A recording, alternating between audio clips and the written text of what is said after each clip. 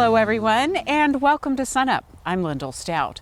Oklahoma's wheat crop is really heading out now, and joining us to talk about how things are looking is Josh Bushong, our Extension area agronomist. And Josh, we talked a few weeks ago. How have things changed with the crop since then?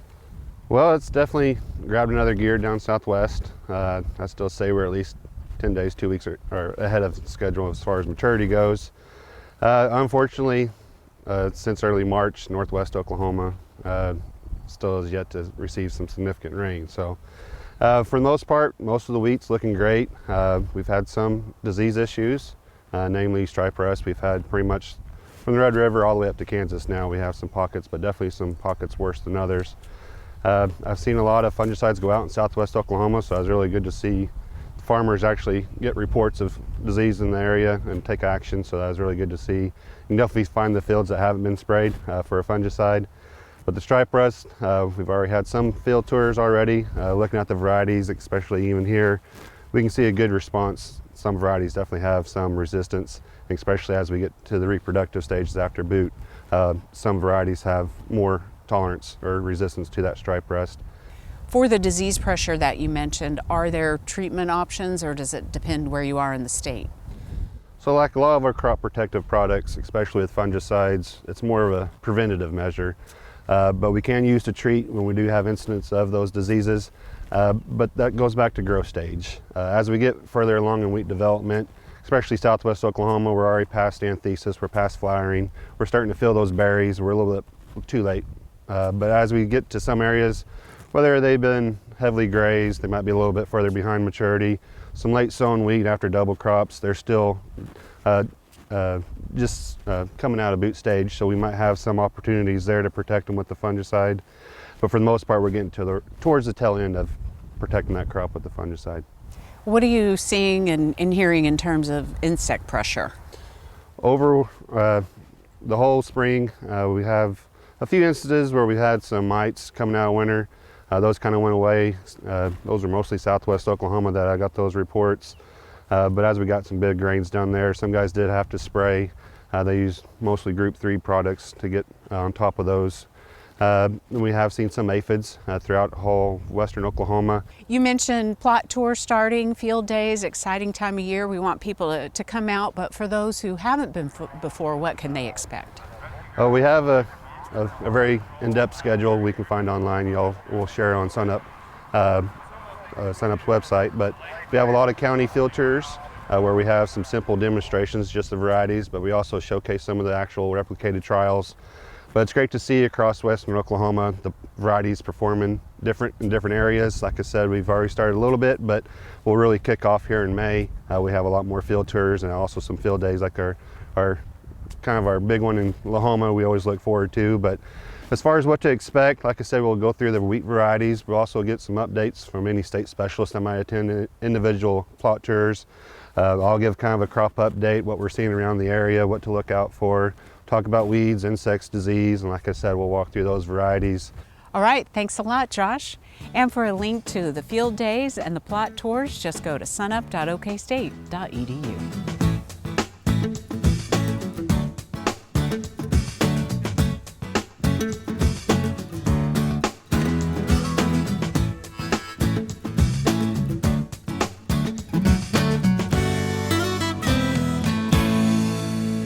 We're here with Dr. Derrell Peel, our livestock marketing specialist. So Derrell, what did the latest cattle on feed report tell us? You know, this latest cattle on feed report showed placements in March were down more than expected at about 12% from a year ago. Marketings in March were down even more than that, about 14% from a year ago. And the April 1 cattle on feed number was still above a year ago at about 1.8% above a year ago. You know, and that makes the 7th month in a row we've had feedlot inventories still above this time last year. So this report also had the quarterly breakdown of steers and heifers, right? That's correct. So we get that every quarter. As of April 1st, the number of steers in feedlots was actually up 2% from 1 year ago. The number of heifers was up about 1%. But the thing we're really watching in these in that number is the heifers as a percent of the total feedlot inventory. So it's been running about 40%. It was just under 40% in January. This time it dropped to 38.5%, which is a significant drop, but still well above normal. So it suggests that we're still actually feeding quite a lot of heifers. What about cattle slaughter this year? Let's talk a little bit about that. You know, cattle slaughter is down. Again, in total, there's less cattle in the country, so steer and heifer slaughter are both down, as well as cow slaughter. So, you know, we continue to see tighter numbers as far as cattle slaughter. So what about carcass weights in beef production? You know, one of the things that offsets the decrease in cattle slaughter is the fact that carcass weights are heavier. I mentioned earlier that the marketings from the feedlots was down significantly, and that's one of the things we've seen in this environment. Feedlots are trying to maintain inventories, so they're slowing down the rate of marketing. They're taking the cattle to heavier weights. We see that in these carcass weights.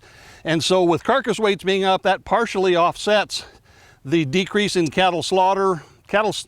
Beef production then is down for this year. It may wind up not being down quite as much as we thought, because it looks like these carcass weights are going to stay well above year-ago levels going forward. So do any of these things change the overall market outlook? They really don't. I mean, it's still the same general setup. We're talking about tight supplies of cattle as well as declining beef production. It changes the timing just a little bit, and that's usually what we're trying to figure out as we go forward. But on an annual basis, it certainly doesn't change the picture very much. Beef production may be just a slightly higher than we earlier thought. That is to say, it won't decrease maybe quite as much. But overall, the picture hasn't really changed at all. All right, thanks, Derrell. Derrell Peel, Livestock Marketing Specialist here at Oklahoma State University. High winds, drastic temperature changes, and the threat of severe weather. Just another Oklahoma typical spring day, right? But is it also a typical spring when it comes to getting ready for summer crops? For some answers, here's our Extension Cropping System Specialist, Dr. Josh Lofton. Yeah, so this year is very different, even than some of our years we've seen before the drought. So when we talk about the last year or two, we were often talking about limited moisture, how late can we go, how much time do we have left in that window, and we're still here in the really early parts of spring planting. Corn has really gone in the ground really nicely. We've had great conditions for the most part. We still have areas of the state, even some very corn heavy areas of northwest Oklahoma, that are very dry and have not had that opportunity to get either corn in or really good growth on their corn. So we still are talking about moisture, as we do almost always in the spring in Oklahoma, but we do have good conditions to go through and plant. We have been planting a lot of our summer crops into some relatively good conditions. The one thing that we have been is you know, we're out here standing in coats.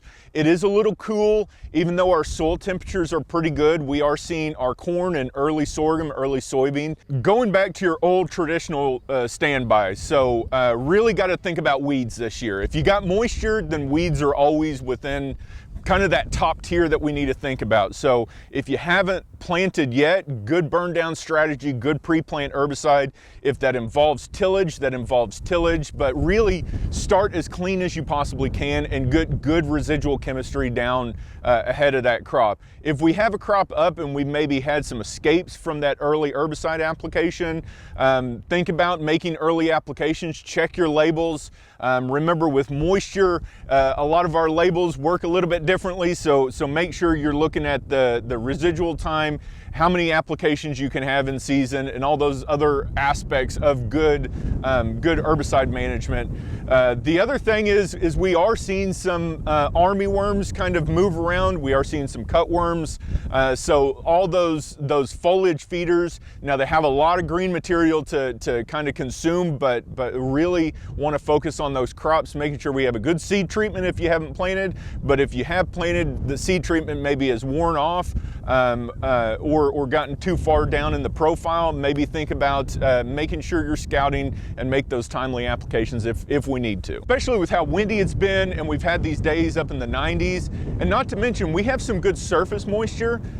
Deep moisture, which is what's going to sustain us on into the summer, it is not guaranteed that we have that everywhere. There's some areas that have really good deep moisture, and then there's some areas that have really good surface moisture. So think about maybe that top 12 inches. It looks really good, but we haven't had the amount of rainfall or those winter snows that we're able to soak deep into the profile that replenish that profile moisture that we kind of drained the last couple years. So we still might be working on borrowed time on some of these fields, even if they have really good surface moisture, because we might not have the profile moisture we need to sustain a summer crop if it does turn off hot and dry later in the summer. Yeah, a lot of tools, and especially over the last couple years, we've really, again, talked a lot about moisture, talked a lot about profile moisture. So if you kind of think you're in that situation where you have good surface moisture, maybe not profile moisture, give us a call, give your county educator a call. We can figure something out and kind of get a plan in place getting ready for this summer.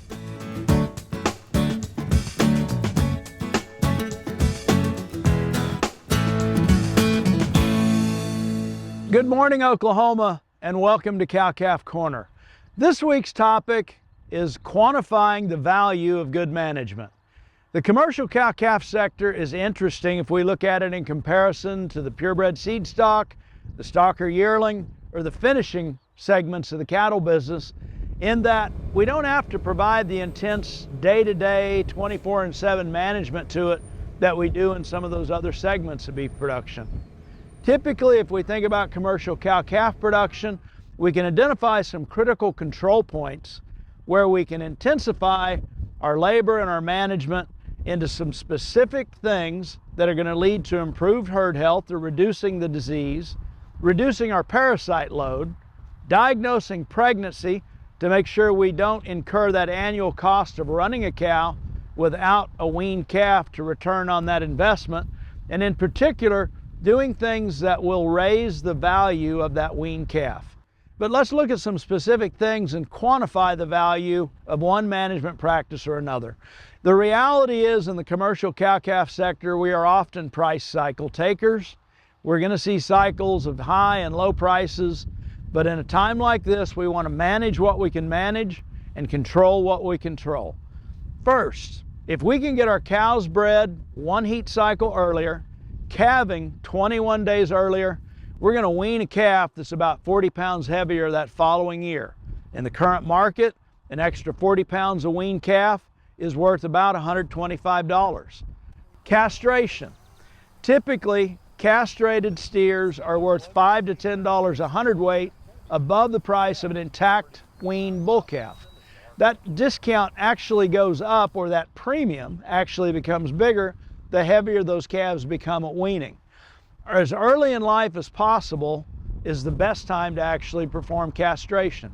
It's less stressful on the calves, and for those thinking, well, my bull calves are going to outweigh my steer calves at weaning, there's actually very little testosterone surge until puberty. Steer calves weigh up about the same as an intact bull calf whenever we wean them. Growth implants. Growth implants for approximately a $2 cost give us a 10 to 20% efficiency gain in terms of growth in those pre-weaned calves. If that translates to around 18 extra pounds of weaning weight, in the current market, that's worth over $50 a head, somewhere in the ballpark of $55 per calf. And in particular, if we think of castrated calves that have been growth implanted, those are typically heavier than an intact bull calf by the time we wean. Management practice such as making sure we're raising polled calves, which can be controlled through a selection program, or just dehorning, also equate to a $5 to $10 a hundredweight premium over a calf that sells with horns at the time they're weaned. Final thought is just preconditioning of calves. Bundling a group of practices such as making sure we've got 2 rounds of vaccinations in calves by the time they're weaned, covering respiratory disease and blackleg. We've dewormed those calves. We potentially bunk broke those calves and weaned them on our farm or ranch for at least 45 days before we market them. We need to be getting on that when those calves are about 2 to 4 months of age. In spring calving herds, that time is now. A lot of evidence that shows, particularly in something like the Oklahoma Quality Beef Network, or OQBN, Going back over the last 12, 13 years, the average premium on those calves is about $13 a hundredweight. On a 500-pound weaned calf, that quantifies the value of good management at about $65 a head. Bottom line, good management has never had more value because of the markets we're presently in. Manage what you can manage, control what you can control. I hope this helps, and as always, thanks for joining us on Cow-Calf Corner.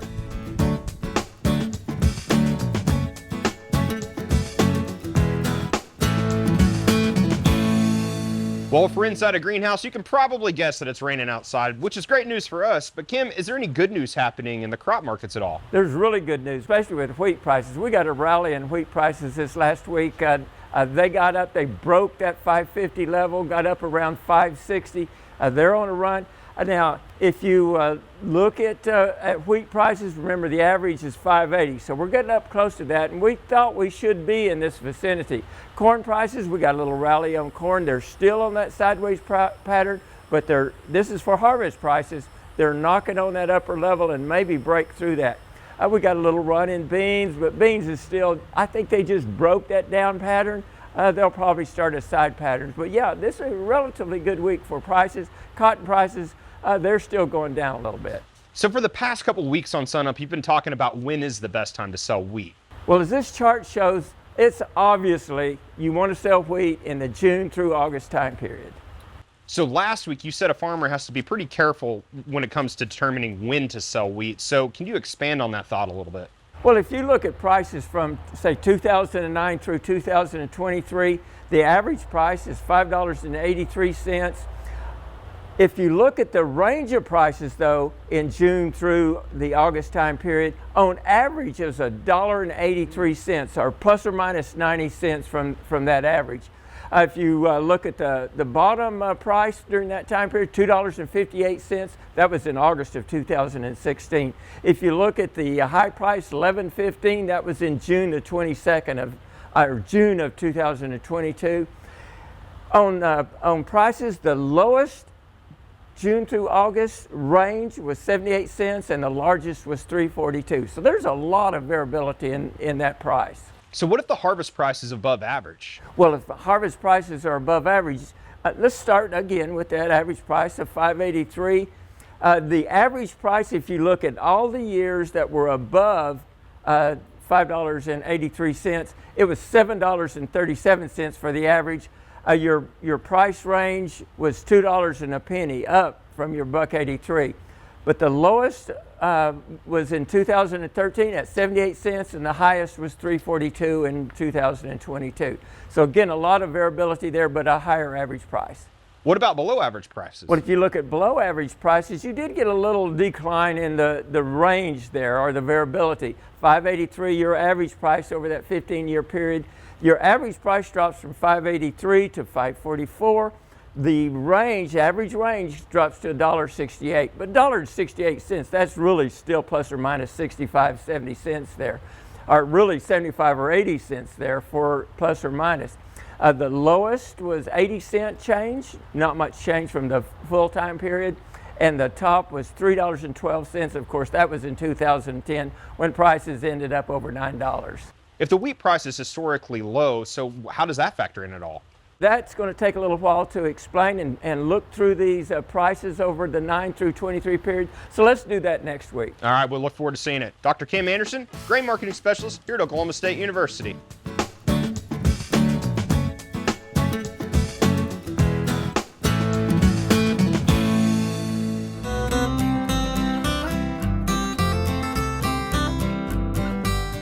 A pond can only hold so many fish. On average, that amount is about 250 pounds per surface acre. So do not transfer fish from other water bodies into your pond unless you're doing that on the advice of a fisheries biologist. It's widely known that ponds present a drowning hazard, but what is less known is that the main people who are at risk of drowning, the predominant group, are children ages 4 and under. Keep an eye on those little ones. A major part of your pond that is often not thought about is the watershed, the area of land that slopes down towards the pond. Anything that happens in that area is going to end up in your pond. Of major concern would be construction or overgrazing. These things open up the soil to erosion and can quickly turn a pond from being beautiful into a muddy condition, and also at the same time fill up the basin with silt. If you've ever been swimming in a pond and dove down deep, you've probably been shocked by the sudden coldness. Contrary to popular belief, this is not caused by a spring feeding into the pond. This instead is simple pond stratification, the setting up of warm layers on the top and a cold layer on the bottom of the pond. Many people who are interested in angling will add fish attractors, or what is called structure, to their pond. This may be piles of brush, old cinder blocks, tires, etc. It is important not to put these in the deepest part of the pond because, generally speaking, there will be no oxygen in the deepest parts. Put those at about 4 to 5 feet of water depth in shallower areas of your pond. Beaver are very interested in your pond. Every spring there's a new crop of young ones that are looking for new territories, and they're going to be ending up in your pond. You may, if you're not paying attention, you may not even notice this, but they will burrow into your dam underwater and work upwards until they create a large den inside your dam. This can lead to a failure of the dam. Do not let this happen. Sit out in your pond at night and either look for the beaver by the moonlight or listen for the sounds of their tail slapping the water. If you detect beaver activity in your pond, seek advice on how best to get rid of them. Finally today, SUNUP's Elizabeth Hokett takes us to Blaine County for a story about family and a look at how a small business owner is impacting the lives of those around her. Right now you might be thinking to yourself, I wonder what holiday they're celebrating. Or maybe it's somebody's birthday. Nope, not a holiday, not a birthday, just Wednesday. My husband's great-grandparents came from Germany, and they were up in Kansas, and they heard about the land lotteries, the land run in Oklahoma. And so in 1893, they applied for one of the land lotteries and received this plot of land. As a grandmother of 14, Cindy Nicolai knows the importance of family. We actually still have the original patent that was signed by President McKinley. Build a house on it before they would get the deed. Oh, really? Yeah. So that was this was March of 1893. So 6 generations have lived in that house. There's a house that they built in 1908, and we still live in that house. And it's probably one of the sturdiest houses that's been through tornadoes and everything else and never had a creak, so. Remember back in 2020 when we had this little thing called a global pandemic? Lots of things were really hard to come by, and one of those was an open spot at a processing facility. So I was calling around trying to get our normal appointments and was being told 2 years. And I was going, what? So, we started talking about it and decided, what would it take for us to open a facility? Yes, Cindy is a cattle producer and a grandmother, but that's not all there is to her. She's also the owner of the Fatted Calf, a beef processing facility started in December of 2020. We had equipment, we knew what to do, we had the experience, and so we decided to talk to the Department of Ag, and we called them, and they came out and talked to us and said, build a building. And so, the old saying, if you build it, they will come. They did. So we've got my son-in-law, who is the plant manager, our head butcher, and then my son. We call him our hired assassin. Because he does all of the knocks for the animals. My husband works in there. My daughter is also one of the butchers, and she does a fantastic job. My grandkids even, they can't wait. They like to help wash the floors, and they can't wait when somebody comes to pick up meat. They are there getting that meat out of those baskets and putting it in boxes. That way it's already ready. This kind of thing is important for communities because It brings in not only jobs to the local areas, but it also brings the connection back between the consumer and the producer. James Sizemore, extension educator for Blaine and Major counties, says getting beef from local butchers is about as close to farm to plate as you can get. A person calls and they want to have their own beef fed out. They know where it's coming from. It's right here, home raised, homegrown, and you've supported your local economy. Small businesses are the backbone of the country. They say farmers are the backbone, and I believe that, because if you don't farm, if you don't have farmers, you're not going to have food, you're not going to eat. But small businesses, locally owned businesses, are what keep our communities running. They're what keep people connected. See ya. You know that old saying, when life gives you lemons, you make lemonade? Well, when Cindy sees a lemon, she sees more than just a way to sweeten up the hard times. She looks deeper and finds an opportunity for growth, a seed she can plant for future generations. I mean, it's a neat experience, something that we can share with the kids. They like to learn all the different cuts. It's just a good family business that they can inherit later on. We were blessed because we had people come to us asking if we had jobs, if we had something that they could do for work. And we've never had to just, sit back and go, oh my, I don't know what we're going to do. At this point, still today, we are booked up 6 months, 7 months ahead. I give credit to the Lord for that, because He's the one that laid it on our hearts to open this and to do it. And we did, and it's been a help to the community, with not just, with neighbors and friends and people being able to bring their beef close, but providing some jobs and some opportunities. And so I guess we're doing pretty good. With a successful business and a family to celebrate it with, I'd say pretty good might just be an understatement. In Blaine County, I'm Elizabeth Hokett. That'll do it for our show this week. A reminder, you can see SUNUP anytime at sunup.okstate.edu, and also follow us on YouTube and social media. I'm Lyndall Stout. Have a great week, everyone, and remember, Oklahoma agriculture starts at SUNUP.